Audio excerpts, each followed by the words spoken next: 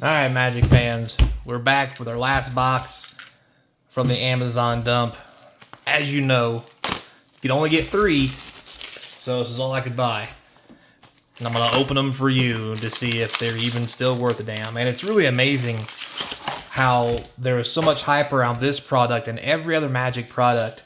And at the end of the day, due to how they run their game and their company, it's just not worth it. Ramsey the Assassin Lord. And wah wah. Man. So, don't forget, like, subscribe, put some comments down below. It helps feed the YouTube algorithm. And get to 1,000 subscribers, we can keep the channel going. And we'll help fuel more of these sweet box openings that we all love to do. Hey, a Plaza of Heroes. That's probably one of the best rares out of the set still. So, now we got a Maelstrom, regular, Jasmine, Jadit again, this time in the pack, Jorah, and Beast Caller. I'll just put those down there since I gotta sort them anyway. So, can we pull off a lost treasure in our 3 boxes? Or did someone else get lucky enough to get the juice? Let's hope we're the lucky ones. Another textured common. Remember, that was actually worth some money too. Defiler. Raft my boy. Common. Etched. Regular rare. Thran Portal foil. Not too hot. It's really amazing how, this was the last set before they actually started putting in serialized cards. And amazingly, they put Legends cards in 1 every 6 collector boxes. And it's still, the best rare in the set. Foil, very nice. And it still wasn't enough to keep the monetary value high enough for these boxes to, how do you say, not make someone lose their butt, I guess. Mythic, that's not really worth anything. And a Wild Speaker. Don't know if that's worth anything either.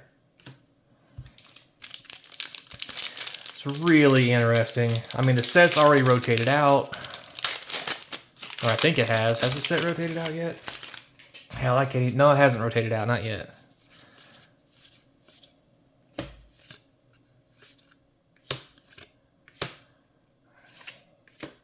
Beautiful forest, or Carplusan forest, for those not watching the screen. Ramsey. So we hit Lily again. Unfortunately, it's not the good Lily. I know you guys might find this hard to believe, but this Liliana is only like $10. When? How? Like, who would have thought that Liliana of the Veil would at some point be a $10 card? You could not have told me that back in the day when I used to play real heavy. It just didn't make any sense that that would actually be a $10 card. So popular, so well used and loved. Ugh, Wrath. Or Rift, sorry, Rift. But this kind of goes back to what we were talking about before in some of the previous videos. You guys voiced your opinions about how the game should be cheap and this, that, and the other. And you don't care about investing in it. And that's fine and all. You don't have to care about investing in it. But there comes a point where if no one wants to play your game because there's nothing to it, then are you even playing the game? Like, yeah. I don't know. Somebody who came off of collecting baseball cards and other things like that, that is a really dark Astro. Really dark. Well, isn't that Johnny? Nice Mythic. Drag. Drag to the bottom, not really worth anything.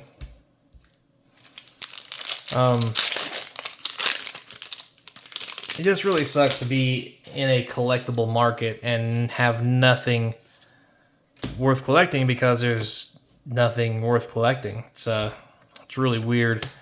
And you can dislike it all you want, but you know, at the end of the day, it is what it is. If no one wants to play your game because your game is worthless, then you end up with a lot of bad cards, bad play environment, and an environment where nobody's going to play your game. Look at all the other failed card games, which failed for one reason or another, that are actually worth nothing now. Like, probably one of my favorite ones to talk about was, you know, there's the wrestling card game from WWE, which faded into oblivion.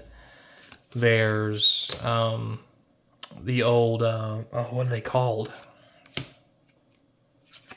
Not Vampire the Masquerade, but Werewolf card game, which was really fun. I played both of them, had a lot of fun doing it. But at the end of the day, because they were worth nothing, like, you literally felt bad spending money on it, especially when, since it was worth nothing, nobody wanted it, and then nobody wanted to play it. And the bad thing about that is that's what happens to a lot of these games. You know, if there's not card value or something worth collecting in the cards, people just don't play it. And that's just the way it is. I mean, look at, you know, the creator of Magic. You know, he made lots of other games, and none of them were Magic.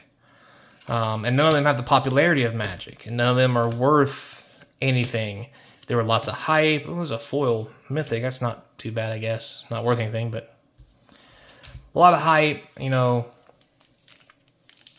with Richard Garfield games and stuff like that, you know. But at the end of the day, those games end up being not played and nobody really cares because there's nothing to hold people's attention. And that's kind of where I'm getting at here when I say that a game needs to be collectible for people to actually want another Shauna. Ugh, some of the worst mythics in this box. Oh my god. The game's got to be collectible for people to want to play it and for people to actually play it. I mean, you can have it, you know, and you can be like, oh, well, I got it. I'll play it with my friends every now and then. Well, guess what? How many times and how often do you play board games that you spent $60, $70, $80, $100 on with your friends? Like, they just take up space in the house. Like, I don't know. Maybe it's because I'm a little bit of a minimalist and I don't like to have a lot of this extra stuff just kind of floating around that's not worth nothing. There's a decent one. I have foil Weatherlight. That's still not very good. We're at 2, 4, 6, 8, 10, 11 mythics. None of them really big hits, unfortunately. Looking pretty bad for the home team. There's our first Shivan Reef. That's nice. Defiler of Faith. Last pack. So, at the end of the day, I just think that card games in general need to have some sort of collectability, or they're just not worth playing because people just lose the cards, they go away, and that's the end of it. And it feels like a waste of money. It's kind of the same thing that we had when we talk about GameStop, right? Everybody's so mad because you spend $50, $60 for a video game, and then they want to give you $5 for it. This is the kind of the same thing, and if you're okay with this being not worth anything after you pay a large amount of money for it, then you kind of got to be okay with GameStop too, if you actually think about it in a objective manner of comparisons on large scales. So, just kind of saying. Gen's worth a couple bucks, maybe. That's worth a little something. Korwaki, Stag, Yavmai Coast. Ugh. Raven Man. No Shieldred in the last 2 boxes, so that's another bad box. This is really a feel bad opening in my personal opinion. Just not real cool with it. I might have to cut back on the box openings if this is the direction the game's going, because it's just not really worth it to even open the boxes, to even collect the cards. It's just, I mean, like everybody else, I'll just wait for somebody else to spend all the money on it, and then I'll buy the cards at a loss until there's nobody to open boxes left, and there you have it, right? that's the direction I think the game's going. So we got to be careful what you wish for, guys. So at the end of the day, thanks a lot for watching. I appreciate it. Until next time, be kind. Hope to see you across from the game table. Later, player. Stay tuned for the Gen Con coverage. La.